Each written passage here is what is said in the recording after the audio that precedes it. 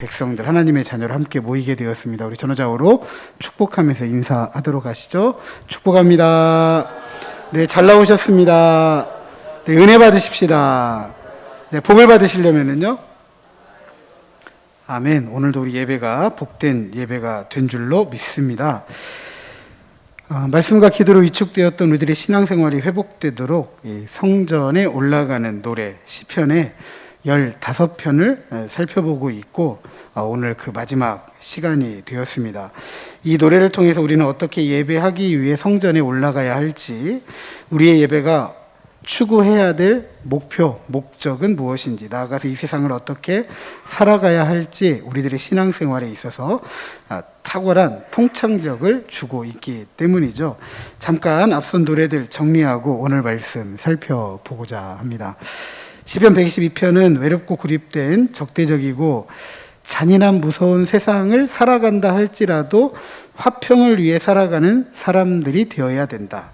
시편 121편은 순례의 길뿐만 아니라 모든 일상에서조차 천지를 지으신 하나님께 도움과 보호를 구해야 한다. 시편 122편은 하나님의 정의가 드러나는 통치를 기도하는 경건한 신앙심과 형제를 가지고 살아가야 된다. 시편 123편은 사람들의 조소, 멸시로 조롱당한다 할지라도 하늘에 계시는 하나님을 신뢰하면서 우리의 시선은 하나님께 고정해야 한다.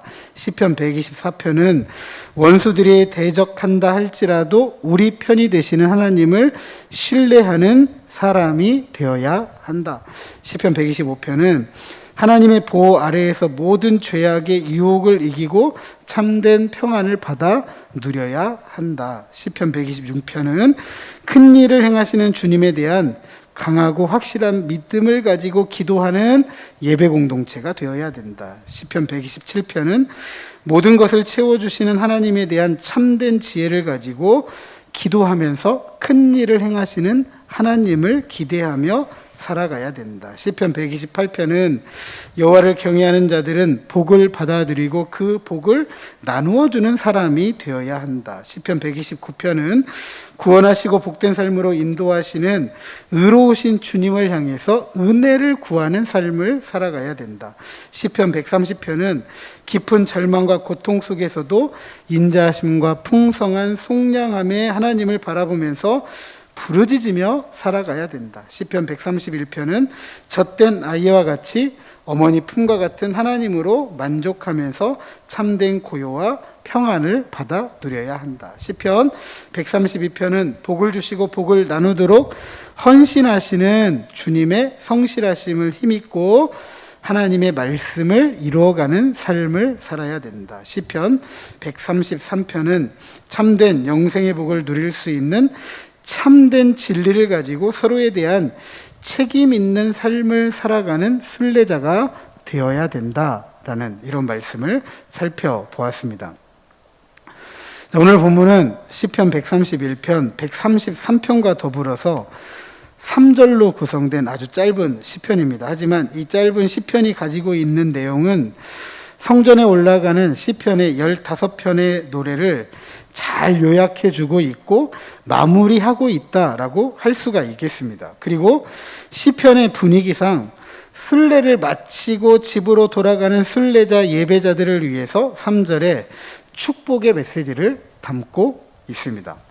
절기를 맞아 기쁨으로 성전에 오르기 위해 준비하고 비록 힘들고 어렵고 지치고 고되지만 그 길에 올라 성전에 이르기까지, 그리고 성전의 가장 깊은 곳까지 나아가면서 순례하고 예배하였던 순례자, 예배자가 이제 집으로 돌아가는 모습까지 성전에 올라가는 노래, 시편의 15편의 이 일련의 노래는 순례의 모든 과정을 잘 말해주고 있고 오늘 본문은 그 마지막 과정이라고 할 수가 있겠습니다.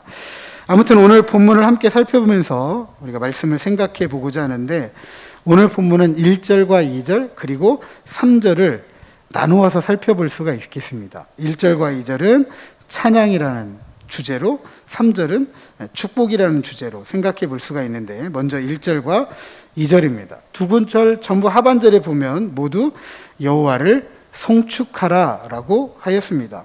송축하다라는 말은 우리말로 어떤 기쁜 일을 기리고 축하한다라는 의미를 갖습니다. 그런데 이 단어가 성경에 쓰일 때에는 하나님께 찬양과 영광을 돌리는 것 또는 하나님을 복되게 하는 것을 의미합니다. 하나님을 복되게 한다라는 것은 우리가 하나님을 위해 복을 비는 게 아니라 하나님께서 마땅히 받으셔야 할 찬양과 영광이 하나님께 당연하게 돌려진다라고 할 때 하나님을 복되게 한다라는 것입니다. 그런데 이렇게 하나님께서 마땅히 받으셔야 될 찬양과 영광이 하나님께 당연하게 돌려지는 일을 감당했던 이들이 바로 여호와의 종들입니다.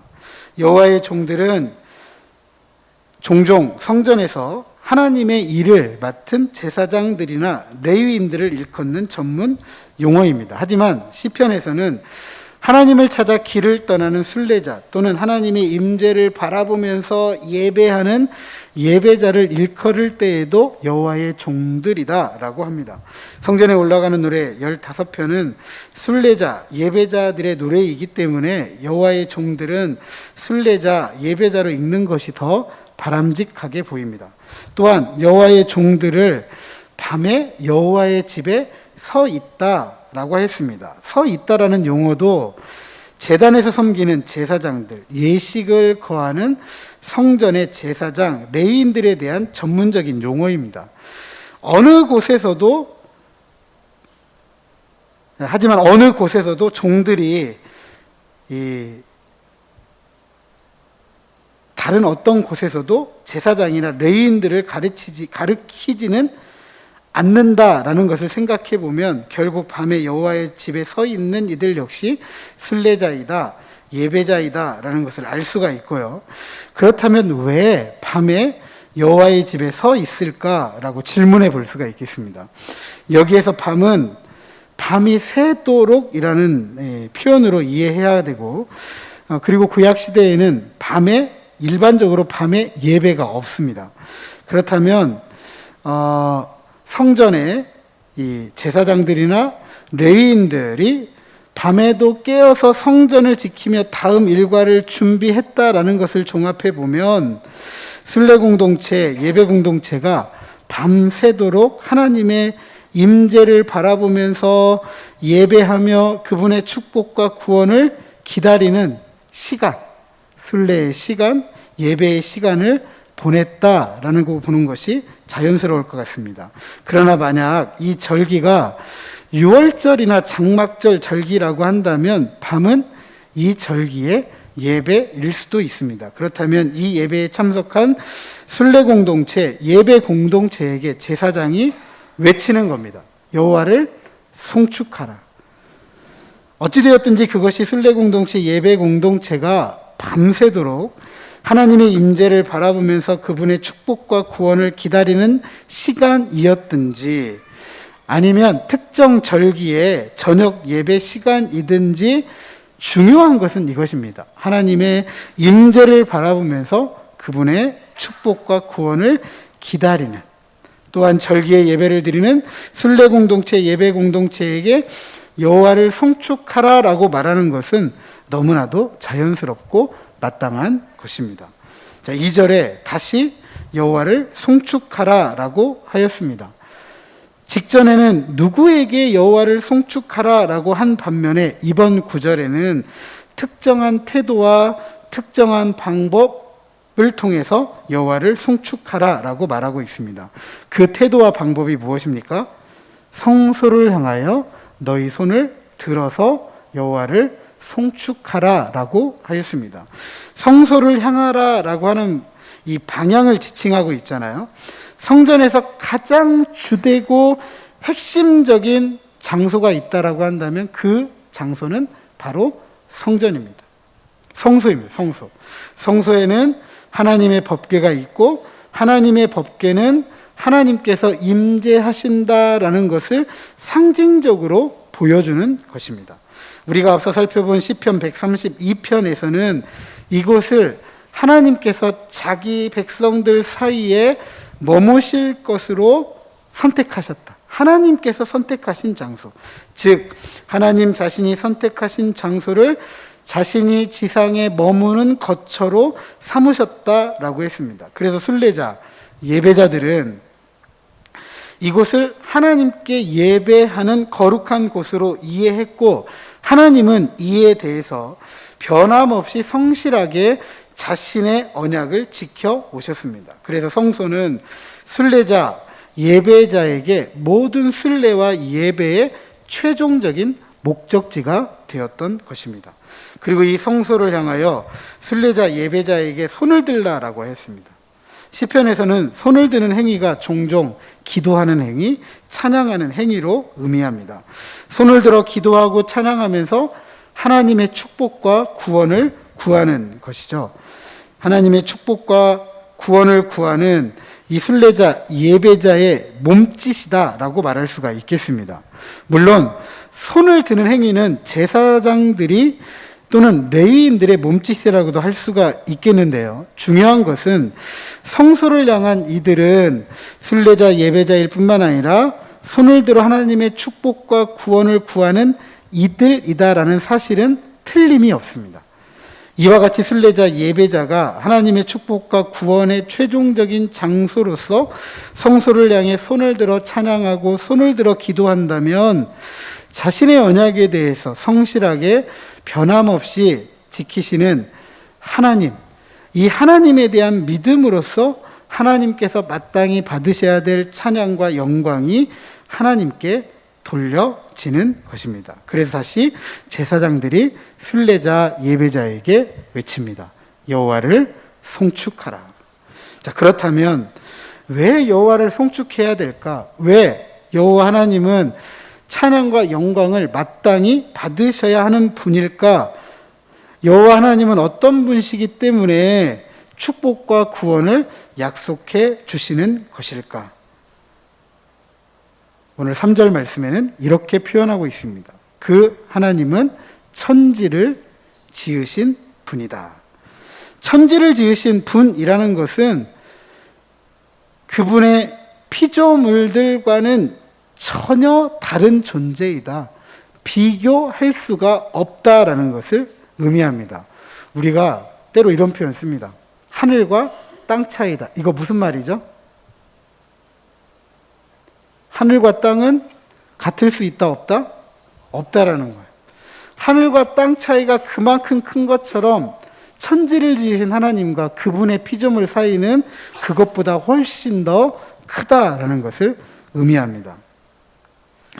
이 차이를 우리가 가진 어떠한 단어나 표현으로 다 채워 넣을 수가 없습니다.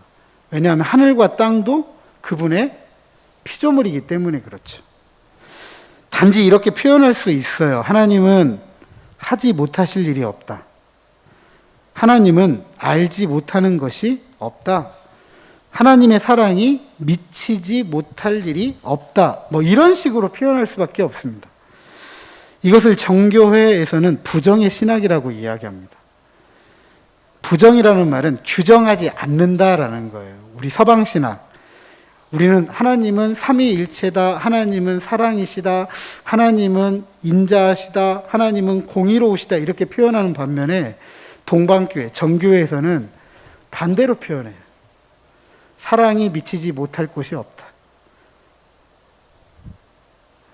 없다, 아니다 이렇게 표현해요. 규정할 수 없다라는 거예요. 이걸 부정의 신학이라고 합니다.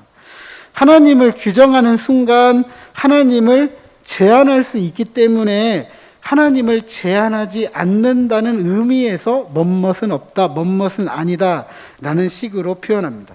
그만큼 우리가 하나님을 안다고 할 때 그 지식은 한계가 있다는 것이고 오히려 하나님에 대해서 우리가 모르고 있는 것이 훨씬 더 크고 많다라는 것을 의미합니다.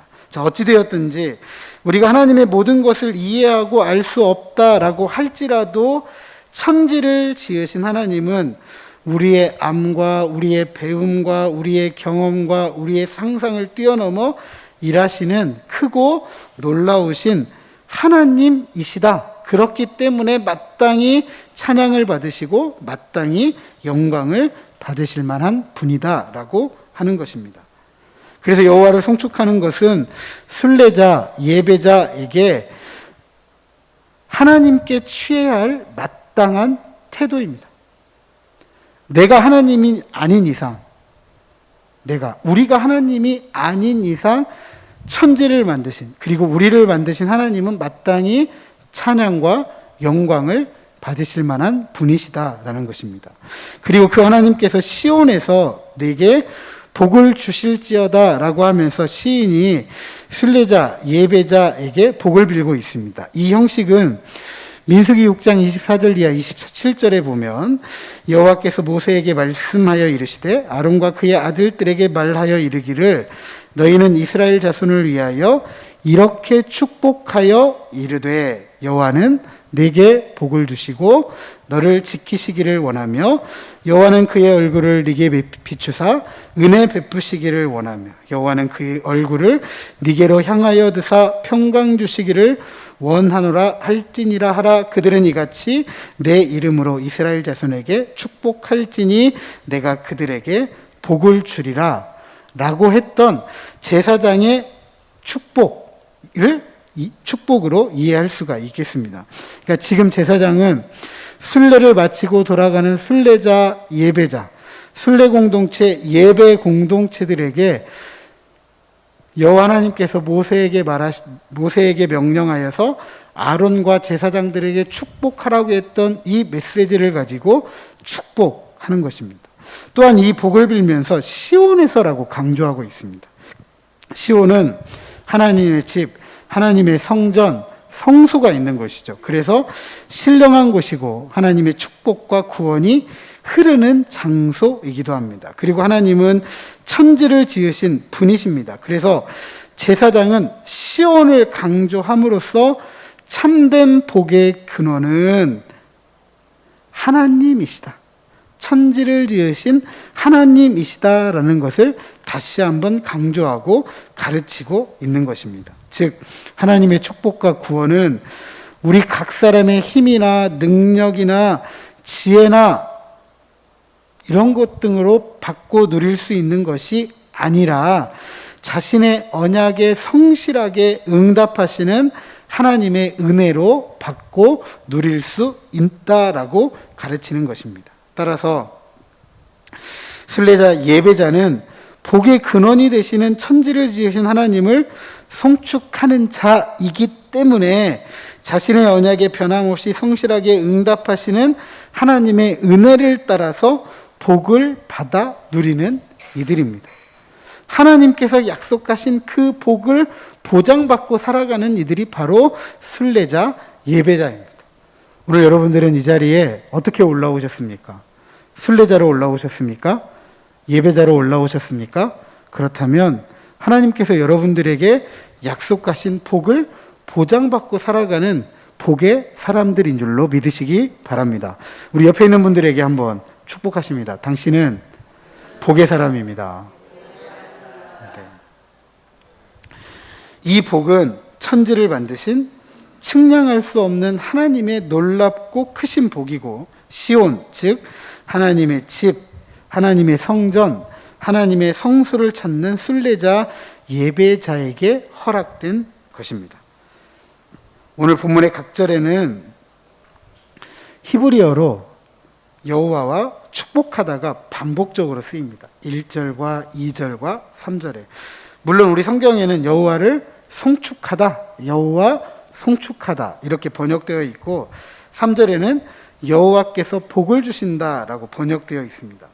1절과 2절처럼 여호와를 목적으로 받아서 여호와를 축복하라라는 이런 예배의 언어에서 축복하다라는 것은 앞서 말씀드렸던 것처럼 하나님을 찬양하고 하나님께 감사함으로써 하나님께서 받으셔야 될 마땅한 영광을 받으시는 것을 의미합니다. 중요한 것은 여호와를 축복하는 것과 여호와께서 복을 주시는 것이 대꾸를 이루고 있으면서 무엇인가 우리에게 전달해 주고자 하는 메시지가 있습니다.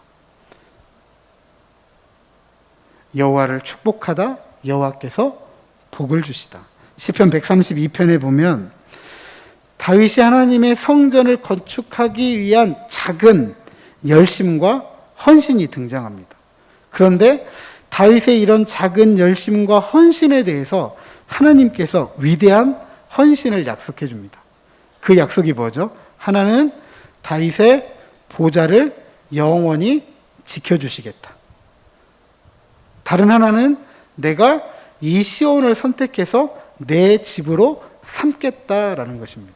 세상에 그 어떤 사람이 천지를 지으신 하나님을 모실 수 있는 집을 만들 수가 있겠습니까? 근데 하나님께서 스스로 다윗에게 그래 내가 이 땅을 내 지상의 집으로 삼을게. 하나님의 위대한 헌신이죠. 그것도 이렇게 표현하고 있습니다. 여호와께서 다윗에게 성실히 맹세하셨으니 변하지 아니하신다.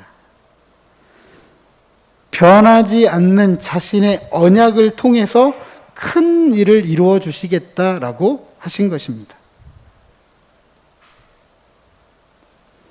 다윗의 작은 헌신과 열심에 하나님은 하나님의 크고 놀라운 헌신으로 약속해 주셨다라는 사실이죠.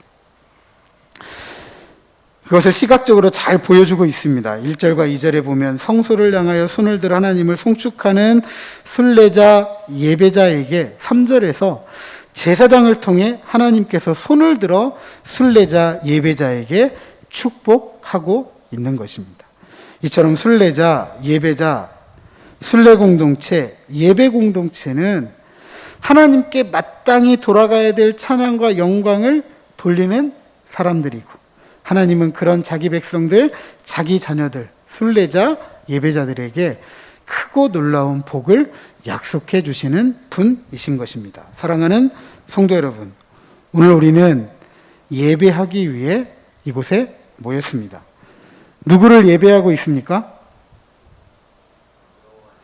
누구를 예배하고 있죠? 천지를 지으신 하나님을 우리가 예배하고 있습니다. 그리고 그 천지를 지으신 하나님은 우리를 죄에서 구원하시기 위해 자기 아들을 아낌없이 내어주신 구원의 하나님이시기도 합니다.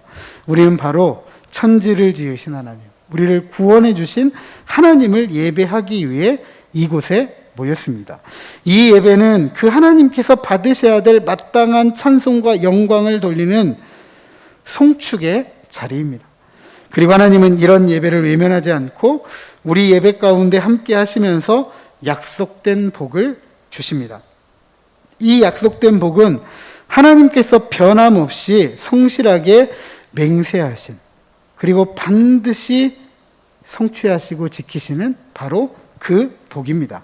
그러기에 우리는 지금 이 복을 받고 있는 줄로 믿으시기 바랍니다. 이 복이 무엇입니까? 아론의 축복처럼, 제사장의 축복처럼 우리를 지켜주시는 복이고 우리에게 베푸시는 은혜의 복이고 우리를 평안하게 하시는 복인 줄로 믿으시기 바랍니다. 이처럼 하나님의 백성, 하나님의 자녀로서 순례자, 예배자는 복을 약속받고 살아가는 사람들입니다. 그리고 그 복을 받은 사람들은 세상에 복을 나누는 사람들로 살아갑니다. 그래서 순례 공동체, 예배 공동체는 복을 받고 복을 나누는 사람이라고 할 수가 있겠습니다. 부디 참된 성소이신 주 안에서 천지를 지으신 하나님께서 순례자, 예배자, 그리고 순례 공동체, 예배 공동체에게 허락하시는 풍성한 복을 받아들이면서 이 복을 우리 이웃들과 함께 나눌 때에 하나님께서 받으셔야 될 마땅한 찬양과 감사를 통해 더 깊이 주께로 나아가는 저와 여러분, 우리 모두가 되시기를 주님의 이름으로 축복합니다.